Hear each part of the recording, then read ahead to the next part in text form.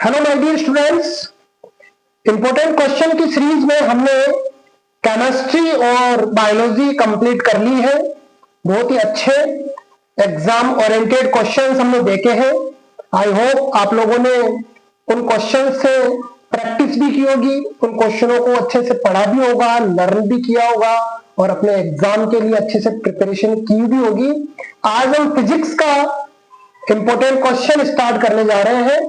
Chapter 9 light, reflection and refraction. थोड़ा सा बड़ा चैप्टर है बट बहुत ही इंपॉर्टेंट चैप्टर भी है। ये अच्छा ज्यादा मार्क्स वाला चैप्टर भी है, इसलिए इसको पढ़ना आप अच्छे से पढ़ना पड़ेगा। इसको देखिए, first question, explain reflection and refraction.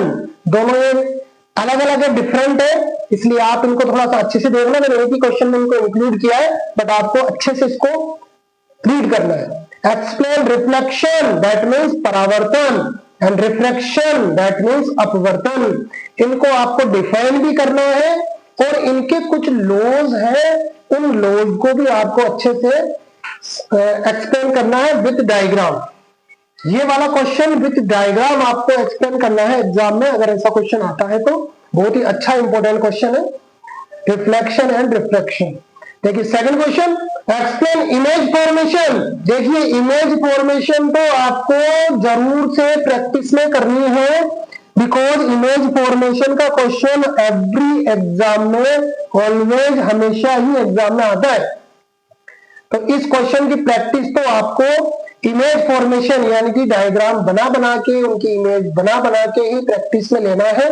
ये वाला क्वेश्चन थोड़ा टफ हो जाता है अगर हम इसकी प्रैक्टिस नहीं करते हैं तो, और अगर प्रैक्टिस कर लिए तो ये क्वेश्चन बहुत ही आसान हो जाता है। Explain image formation by A concave mirror. Concave mirror की इमेज फॉर्मेशन बनानी है for different position of the object. देखो एग्जाम में कभी पूरी पोजीशन नहीं पूछेगा, आपको कोई ना कोई पोजीशन गिवन होगी, उस पोजीशन गिवन के साथ ही आपको कोई क्वेश्चन पूछने वाला है। बट हम तो पूरा ही क्वेश्चन पढ़ के जाएंगे, तभी तो हम जो एग्जाम में आस्किंग रेट होगी उसके अकॉर्डिंग अपना आंसर लिख पाएंगे। इसलिए आपको पूरे ही डायग्रामों की प्रैक्टिस करनी है अच्छे से। और किसकी करनी है? अवतल दर्पण। अवतल दर्पण द्वारा बिंब की विभिन्न स्थितियों के लिए प्रतिबिंब चित्र बनाइए। ये आपका क्वेश्चन कंप्लीट हुआ। नेक्स्ट क्वेश्चन नंबर थर्ड, बहुत ही आसान सा क्वेश्चन है क्वेश्चन नंबर थर्ड, बट बहुत ही इंपॉर्टेंट है। डायरेक्ट लर्न करो, डायरेक्ट एग्जाम में लिख के आओ और नंबर लो, ठीक है। फर्स्ट है मिरर फॉर्मूला यानी कि दर्पण सूत्र, लेंस फॉर्मूला, लेंस सूत्र। अच्छा, काफी सारे स्टूडेंट्सों में ये कंफ्यूजन होता है कि सर हम तो पढ़ तो लेते हैं अच्छा सा, बट जैसे ही एग्जाम में मिरर फॉर्मूला और लेंस फॉर्मूला आता है तो हम ये भूल जाते हैं कि कौन सा प्लस वाला था और कौन सा माइनस वाला था। तो उसका एक तुम्हें आइडिया दे रहा हूं मैं। जब भी ऐसी सिमिलिटी वाली चीजें होती है ना, जब बिल्कुल सेम सेम वाली चीजें होती है, तो उनको पढ़ने का एक ही तरीका है, उन दोनों का नाम लिखो एक जगह और उनमें से किसी एक को लर्न रखो और माइंड में ये फिक्स रखो कि अगर ये आता है तो मैं एज इट इज लिखूंगा और अगर इसका उल्टा आता है तो मैं अपना आंसर उल्टा कर दूंगा, ठीक है। तो जैसे आपने मिरर फॉर्मूला लर्न करा तो मिरर फॉर्मूले में आता है प्लस, या तो ऐसे लर्न कर लो, मिरर फॉर्मूले में बीच में प्लस आता है, तो या तो आप यूं लर्न कर लो कि दर्पण सूत्र में प्लस आएगा, तो लेंस सूत्र में ऑलरेडी या जब भी जैसा भी तुम करोगे उसमें माइनस लगाना है। तो मिरर फॉर्मूले में याद रख लो कि मिरर फॉर्मूले में प्लस आएगा और लेंस सूत्र में माइनस आएगा, तो इनमें से एक को लर्न रख लो बस, ठीक है। नेक्स्ट देखो, यूजेज ऑफ कॉनकेव मिरर और यूजेज ऑफ कॉन्वेक्स मिरर, यानी कि उत्तल दर्पण के उपयोग भी और अवतल दर्पण के उपयोग भी। इनको भी आप इसी टाइप से लर्न कर सकते हो जिससे आपको कंफ्यूजन भी नहीं होगा और आपको चीज लर्न भी हो जाएगी।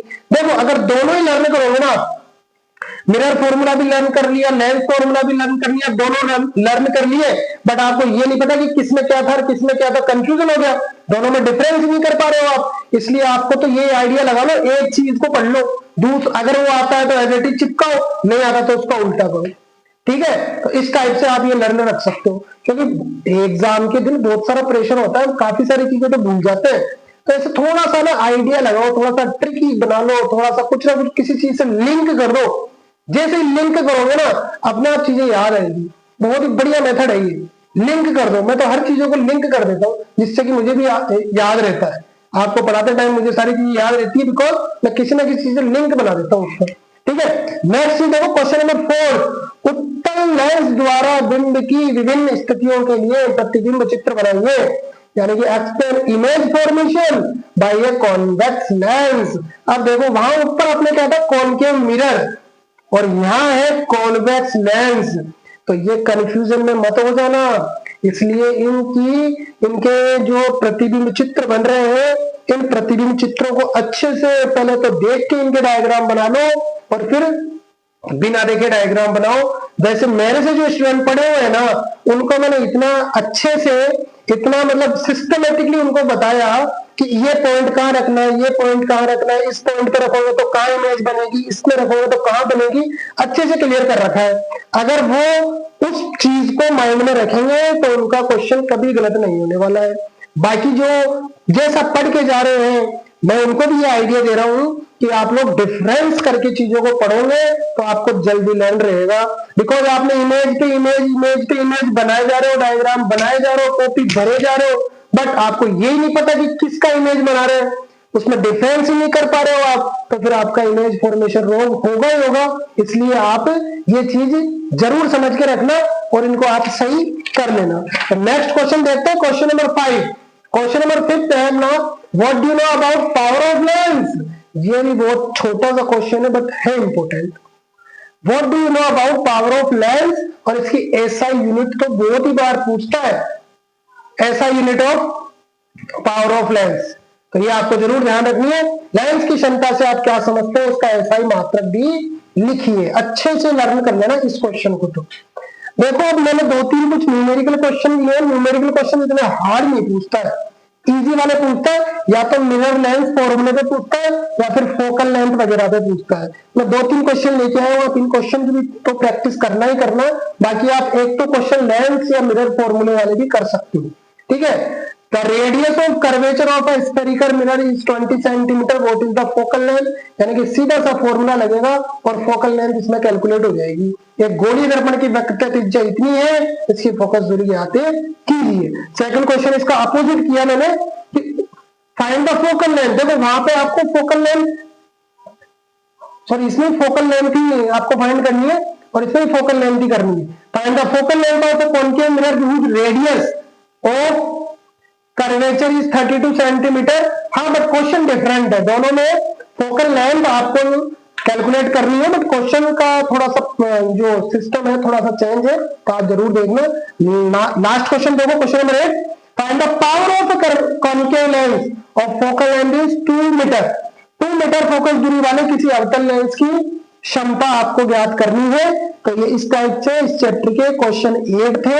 आप लोग जरूर इन क्वेश्चनों की प्रैक्टिस करना, एक बार जरूर पढ़ के जाना, और ये इंपॉर्टेंट चैप्टर है तो इसको आप छोड़ना नहीं बिल्कुल भी। कई स्टूडेंट देखते हैं यार ये हार्ड लग रहा है तो छोड़ दे, नहीं नहीं बिल्कुल नहीं छोड़ना। बहुत हार्ड वाले चैप्टर में से ऑलवेज इजी क्वेश्चन आते हैं, ये बात हमेशा माइंड में ध्यान रखो आप। इसलिए इस चैप्टर को छोड़ना नहीं है बिल्कुल भी। तो आज के लिए इतना, इस चैप्टर के लिए इतना ही क्वेश्चन है। मिलते हैं नेक्स्ट वीडियो में, तैयारी करते रहिए और अच्छे से अपने आपको मजबूत बनाए रखिए, एग्जाम तक मोटिवेट रहिए। तो अच्छे से एग्जाम देना है, अच्छे से अच्छे नंबर लेके आने, अच्छे मार्क्स लेके आने, अच्छा काम करना है। थैंक्स।